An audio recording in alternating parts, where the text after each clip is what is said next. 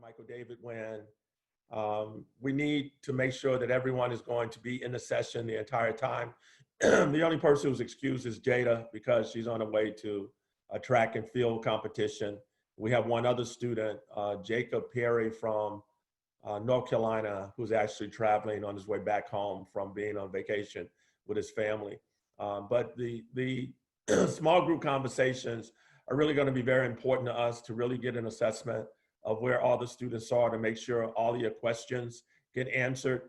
What we would like to do, as opposed to cut down on our email exchanges between meetings, what we would like to do is to get as many questions answered in these monthly sessions as possible.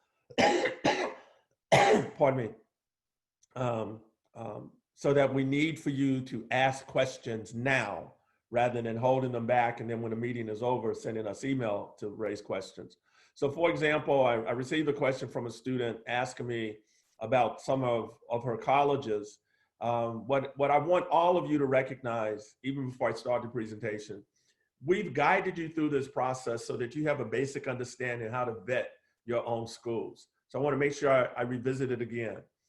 Whenever you are considering another school, you've either heard about it, you've seen an email, or they've sent you a letter, you go through the same steps. You go to the common data set to look at what is it that this school values and can I get accepted if I apply?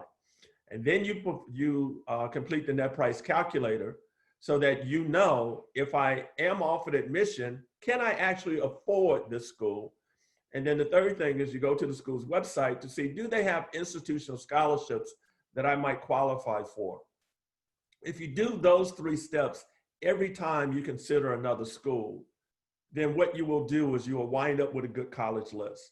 The thing that we don't want to happen is we don't want you to apply to 20 schools, 18 of which, even if you got offered admission, you could not afford to attend. That's a huge waste of time. The only thing that is valuable for is that you can post on social media that you are offered admission to all these schools and you can take it to your counselor and he or she can post it on the wall like wallpaper. That's not how our program is to focus on a good set of schools to try to get you into. And for many of you, that will really be one or two schools. With Sydney, we're gonna have her talk to you today about her plan. Her plan really came down to, I believe it was 3 or 4 schools that, sure, there were going to be other schools, the safety schools, but it was a core of 3 or 4 schools that if she could get into any of those 3 or those 4 schools, that we knew that it would meet her financial need. So again, we want to try to get all the questions out of you today as we can. These are the people who are in the senior classroom now. And the reason that you're in the senior classroom is that you largely did the work in your respective school district. You will only remain in the senior classroom if you keep up and you do the work and you participate in these sessions. So for example, there are 2 students, their names are in red because they're not in the session. If the absence today was not excused, you would not see their name on the screen next month because I would remove them either from the senior classroom or they would not be allowed to participate in next month's session. The key thing for us is that we need these groups to remain consistent. So when these students are talking in their small groups, we need those voices in the room every month because for us, we've already recognized that is the best way to have effective sessions. Here's what the room assignments are going to look like today after I do the presentation. Mr. Williams is going to have a group of students and Mrs. Williams is going to have a group of students. Mr. and Mrs. Williams are ministry leaders at our church who have been working with us in the cohort program for years. Their daughter, who's currently in the Honors College at Spelman College, came through our program as well. And they are excellent. They're in private industry. They really understand the dynamics of branding and packaging. And so they are going to facilitate really good conversations. We've only allotted 15 to 20 minutes for the conversations, but if the conversations are going well, if everyone's participating, then we're going to take our cues from Mr. and Mrs. Williams in terms of when to reconvene in the large group setting. And as you can see from the listing, we have students in Georgia, North Carolina, South Carolina, and our guest speaker, Sydney, is from Florida. So here's the agenda. Again, roughly 45 minutes, I'm gonna do a presentation. Then after my presentation, we have prepared some questions for Sydney. And then after that, we're going to break into the small groups. Then after that, we're gonna come back and we're going to have some question and answers. So again, you should have pencil and paper. So if something comes to your mind, go ahead and write down your question and make sure that we address all of your questions today. The key thing about this process, and I wanna make sure that you understand, it is not about just doing the work. The work has a purpose. You do the work so that you expand your knowledge. And by expanding your knowledge, you have more questions. Ideally, the point that we want to be at before school starts for you in September is a final college list, a final scholarship list, essays have been written, word prompts have been responded to, and that we know exactly where you're going.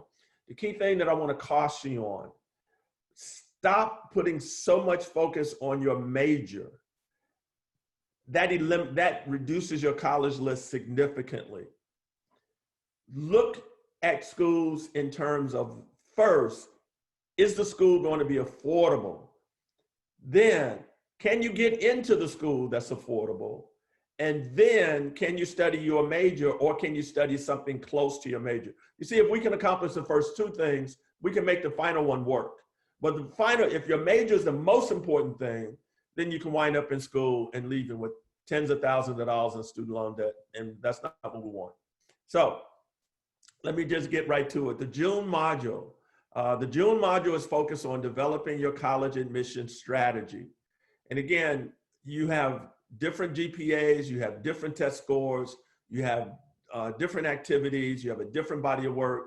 Your college admission strategy has to be unique to you. It is not a template, it's not a boilerplate, it's not one size fits all. So in the June module, there were 5 lessons.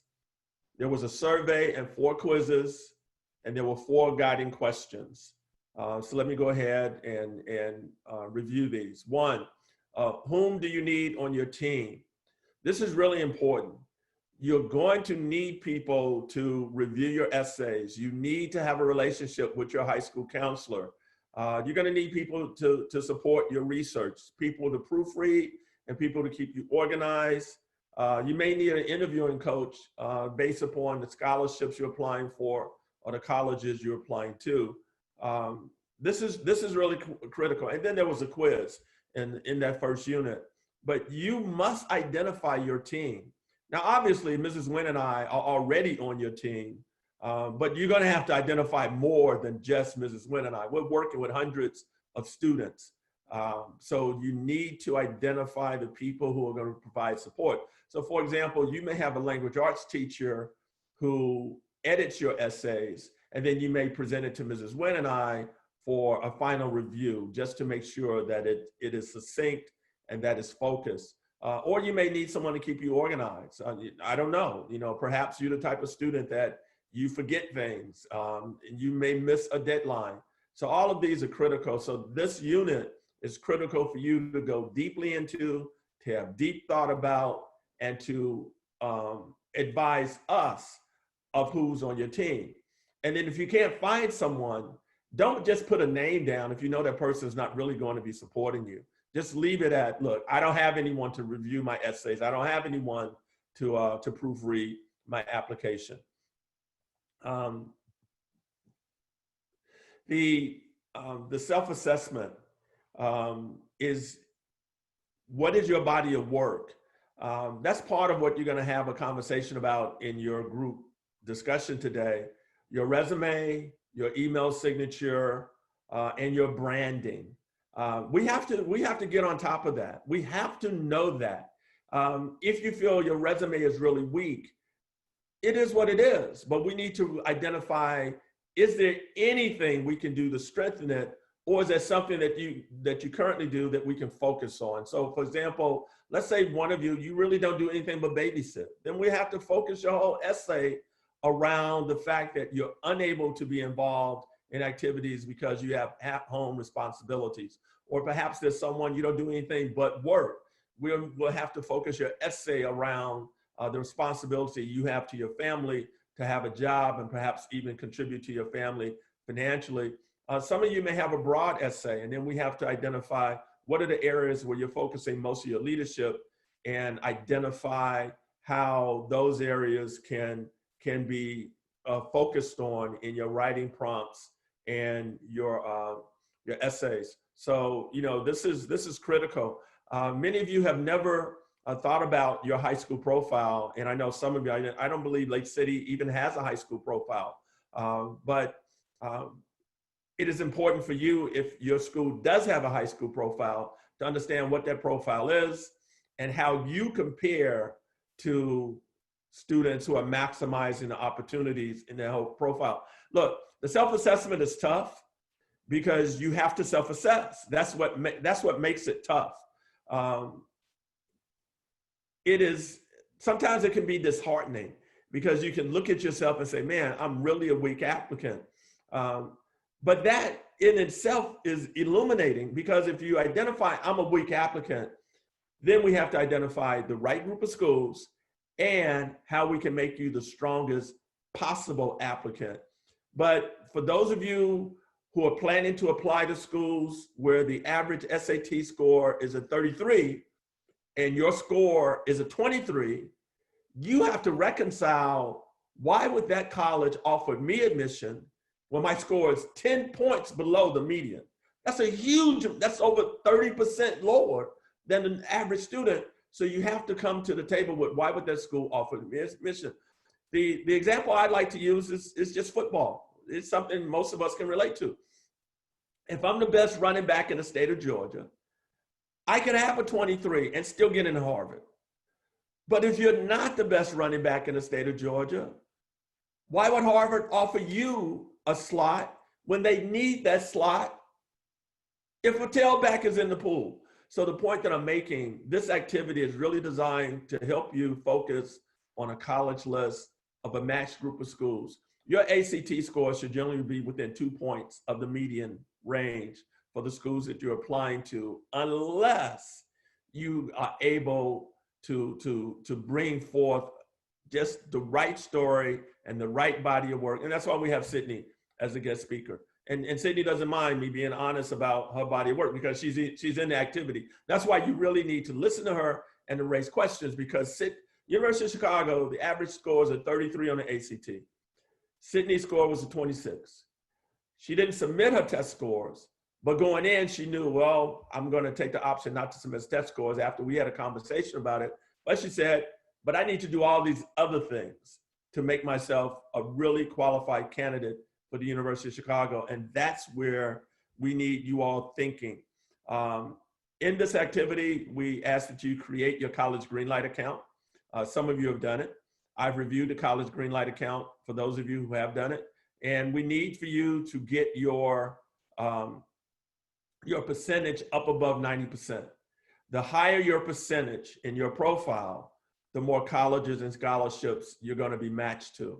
So those of you who are still around the 75 and 80% range, we need you to go in and to just put in more information so that you can get that above 90%. The Grinnell College video is really important in the self-assessment. The comparison table is critically important. The reason we are taking you through this self-assessment is that we are taking you through the same process that college admission officers are going to be going through with you. So if you can go through the process and accept, I have all A's, I'm strong. Well, I have all A's, but I got a couple of B's, I'm not as strong. I got all A's, a couple of B's, and some C's. Now I've made myself weaker.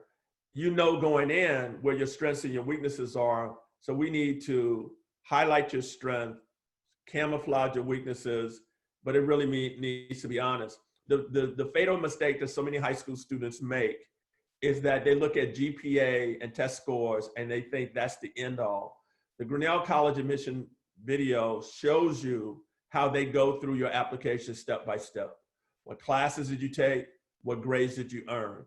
Why did you get a D in the class and a 5 on the AP exam? There's a disconnect. Or why did you get an A in the class and a 2 on the AP exam? There's a disconnect.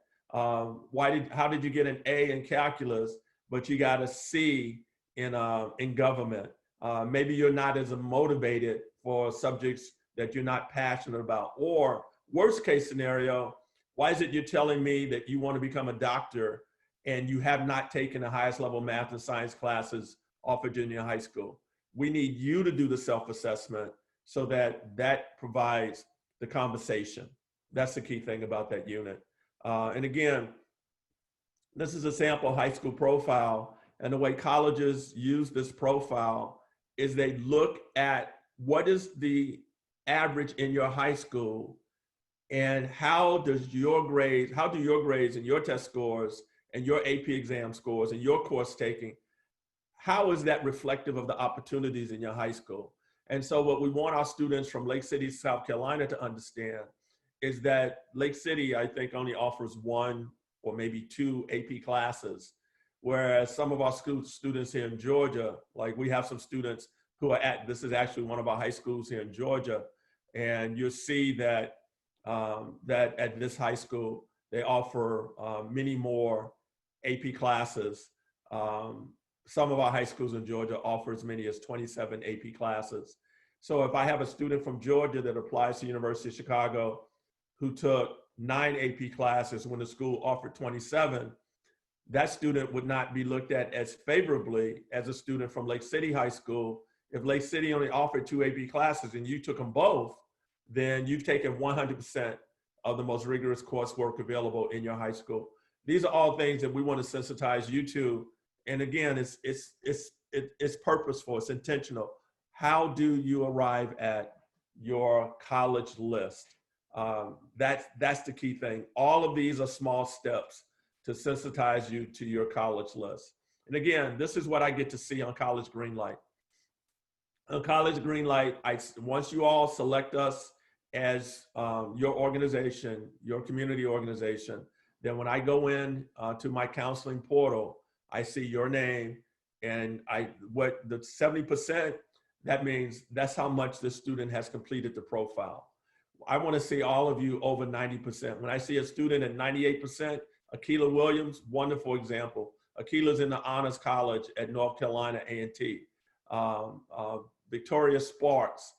These are students from 2017 in our Guilford County School cohort. Well, Victoria from Guilford County Schools and Akila here in Atlanta. They're still using College Greenlight to match themselves to colleges and for scholarships. And again, I'm going to play this briefly. I don't know if I'm going to play the whole clip or not, but it's important for you to listen. I don't know if you really listened to it when you were watching it or if you dismissed it, but I need for you now to listen to what they say. And I need you to put your name in the room. Imagine your application is in this room, it's on the table, and they're talking about you. This morning on Education Nation today, inside the college admissions process. It is nail-biting time for high school seniors. The applications are in, but the answers still weeks away. So how do schools decide who gets in and who misses the cut? Today got an exclusive peek at what happens behind closed doors. That's the one thing I fear. If we're going to take a risk on a student, I'd like to know that there's some sort of compelling argument to do so. It's a give and take. 15 minutes that can decide a student's future. Right. I don't think we should deny her. At Grinnell, a top liberal arts college in Iowa, 2 admissions officers read an application. Their comments are shared. Wait list in order, but I could even go with a deny. This is, were you reading this one at 3 a.m.? Then the application is parsed. Grades and scores are scrutinized.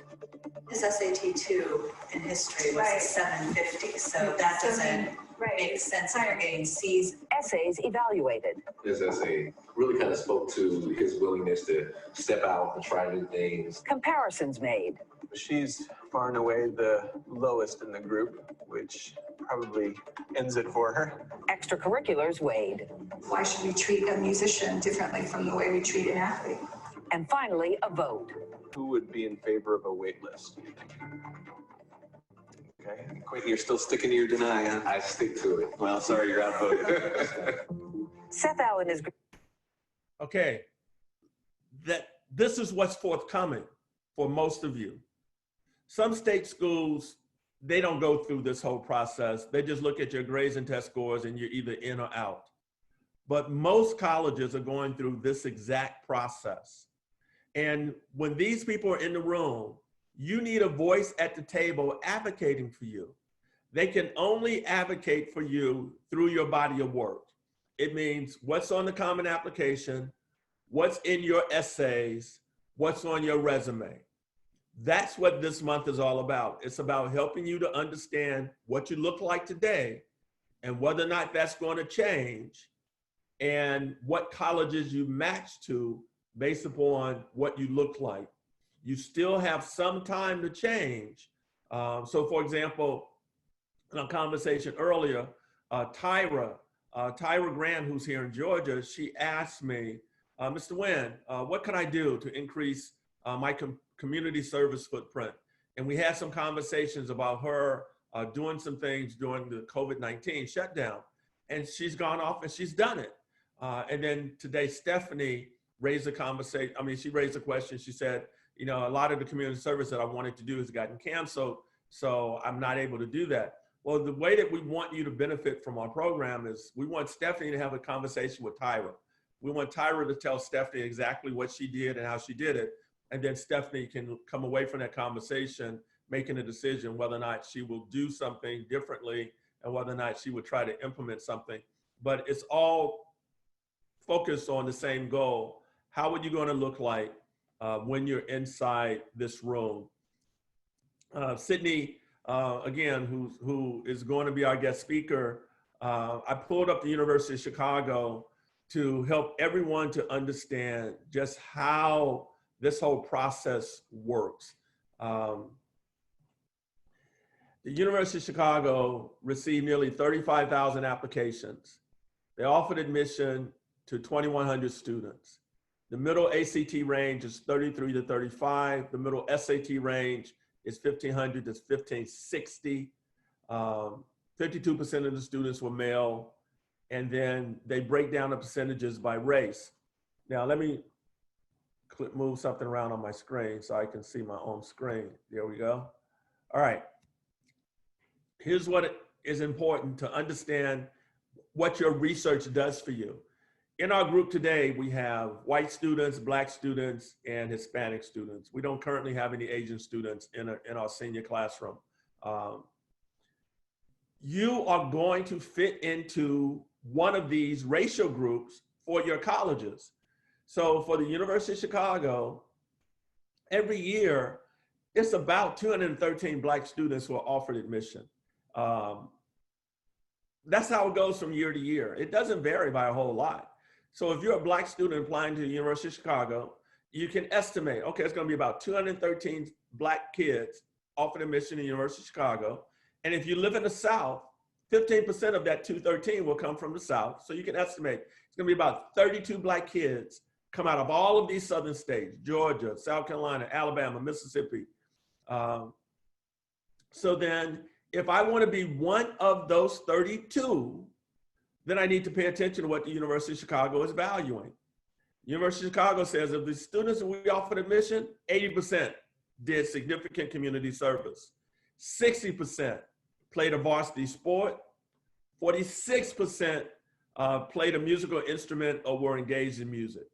So what that says to you is, if you don't do any of those things, and you're in that group of 32, that you get into the University of Chicago is highly unlikely. If you're Hispanic, the number is slightly larger at 51, but if you don't do those things, getting in is going to be highly unlikely. So what I'm saying to all of you is that you have to research your schools so that you identify the schools that you match to. And again, that's what this month is all about. The comparison table We provided an example for you, which is why you don't just look at GPA and test scores. The two students who we provided for you as an example applied to some of the same schools. But when you broke, they had almost the exact same GPA, and I believe they had the exact same ACT score. They both had a 30. But one student, student one, was offered admission to all of her schools. Student two was denied admission to all the selective schools. So then when you broke down their transcript and their grades the way that we're asking you to do for yourself, it becomes clearer why. We know that colleges believe that the level of math and science that you take in high school is the clearest predictor of college success. So student one took 6 math classes and 4 science. Student two took only 5 and 3. Student one had 25 A grades, student two had 15. Student one had no B's, no C's. Student two had 3 B's and a C. Student one took 15 college classes, student two took 13. And again, ACT score, the same. They was ranked number 1 and 2 in their high school. So these are the top 2 students in one high school in Guilford County, North Carolina. And one student was offered admission to all of the highly selective colleges she applied to. And the other student was denied admission to all of the highly selective colleges she applied to. What we're saying to you is that this does not predict whether or not you get in, but it gives you insight into what your weaknesses are so that you focus your essays on strengthening your strengths and camouflaging your weaknesses. We've asked you to choose an admission cycle. Very simply, if you are a student who believes that you would be offered a full scholarship to some of the selective schools that you are planning to apply to, we're telling you now in June, pick one. Pick your most selective school that you believe, don't waste an early decision. Don't apply to Harvard if you know there's no chance of you getting in Harvard, no matter whether you apply early decision or anything. But we're saying pick the most selective school that you think you have a chance to get into. Make that your early decision school. And then for the rest of your schools, choose the early action deadline so that you're being considered for the greatest amount of scholarship opportunities. We even provided a table in the unit to show you the difference in admission rates at these schools. We have students who are at Northwestern. We have students at Carleton. One of our students this year from Atlanta will be off to Carleton College. And she was a student who was on the bubble. I mean, she had an ACT of 30, but she was still on the bubble. She applied to Carleton College early decision, and she's there now on full scholarship. Your email signature. I'm still receiving emails from some of you who, without an email signature, and you've been in our program too long for that to be the case. Your email signature should be pre-programmed into your email account. It should be pre-programmed into your cell phone, because as we move forward, every time you send an email, you must profile your brand, whatever that brand is. So again, Sydney, our guest speaker today, best example, why not use her email signature? I mean, so every time Sydney sends an email to a scholarship provider, or she's almost done now as a senior, every time she sent an email to a scholarship provider or a college or admission officer, it put right in their face, I'm in the IB program, I'm in the National Honor, Music, and Science Honor Societies. So she doesn't need to put her GPA and her test scores. It's assumed if you're in a National Honor Society, the Music Honor Society, and the Science Honor Society, you got both right brain and left brain going on. I'm president of this organization, and I'm co-drum major, and I'm a board member of my temple. Right there in those 4 lines, it tells a school or a coach or a scholarship provider, this is who I am. Don't send me any more emails without an email signature. I'm not going to respond to it. Your high school seniors, you've come too far in our program not to have your email signature. So here are the important actions that we need for you to take. You have to identify your team.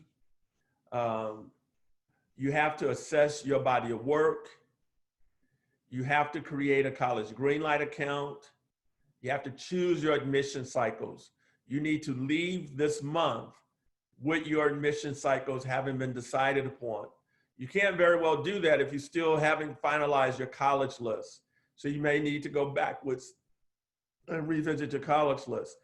You can't keep straddling the fence. We got to move this thing forward, which means that you're going to have to make some commitments. So you need to have these conversations today in your small group. Send chat messages to my wife and I, whatever it is that you need to do. And your social media, in the activity, it said that I need you to become my friend on Facebook. And if you're one of the students say, oh, my social media page is so awful, I can't become Mr. Wynn's friend, then you've already made the case for us that there's something wrong. So you need to clean it up. We push out information through social media, through my Facebook page and our foundation page, as well as we're moving now to send all of our emails directly from the classroom. So there are some important things that you need to be doing as we're moving forward.